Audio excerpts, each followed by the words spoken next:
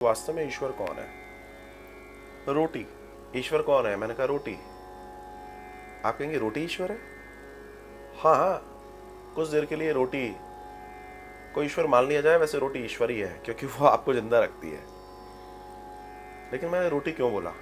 आपके प्रश्न से निकला ये रोटी। महाराज, रोटी दिखती नहीं है।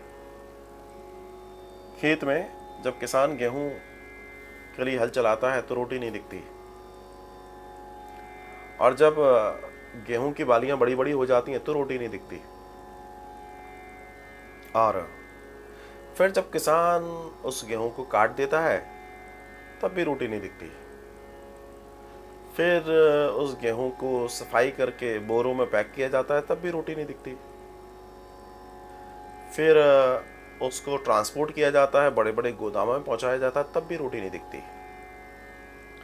फिर बड़े बड़े गोदामों से बड़े बड़े होलसेलर्स पे पहुंचता है तब भी रोटी नहीं दिखती। उसके बाद वो छोटी दुकानों में पहुंचता है तब भी रोटी नहीं दिखती।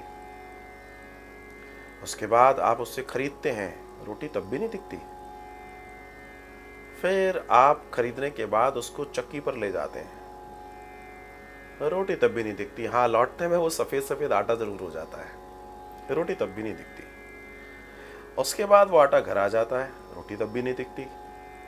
उसके बाद उस आटे को एक बर्तन में निकाला जाता है, रोटी तब भी नहीं दिखती। उस आटे में फिर पानी डाला जाता है और उसको गूंदा जाता है, रोटी तब भी नहीं दिखती। और उसके बाद हमारी माँ, हमारी बहनें उस गुने हुए आटे में से लोई निकालते हैं तब भी रोटी नहीं दिखती। उस लोई को गोल गोल करते हैं तब भी रोटी नहीं दिखती। उसको चकले पर बेलते हैं तब भी रोटी नहीं दिखती। लेकिन जैसे ही वो तवे पर जाती है कुछ देर बाद उसमें रोटी हो जाती है और वो हमारे लिए खाने के लिए उपयुक्त होती है। तो ये जो इतनी सारी प्रक्रिया की हमने बात की, ये उस रोटी को देखने के लिए है। वैसे ही ये समस्त पूजा और सारी चीजें उस ईश्वर को देखने के लिए। This is just the starting. ये प्रिपरेशन है साहब, प्रिपरेशन। आपको अगर किसी पार्टी में जाना है तो आप नहीं जाते हो, आपके साथ आपके एसेसरीज जाती हैं। ये जो ग्रह है ना, ग्रह, ये भगवान के एसेसरीज है। आप अकेले नहीं जाते हैं, आपकी कार जाती है, आपके सूट बूट जाते हैं, आपकी हेयर स्टाइल जाती है, आपके ऑर्नामेंट्स जाते हैं। आप अकेले जाते हैं? नहीं जाते। तो ईश्वर अकेले पूज जाएगा? इतनी बड़ी सत्ता है, एक प्रधानमंत्री चलता है, उसके आगे पीछे तो 50 गाड़ियां चलती हैं। बताइए, तो वो ईश्वर क्या? ईश्वर, ग्रह, देवी देवता, ये सब इनके बाद फिर वहां तक पहुंचने की मामला है महाराज।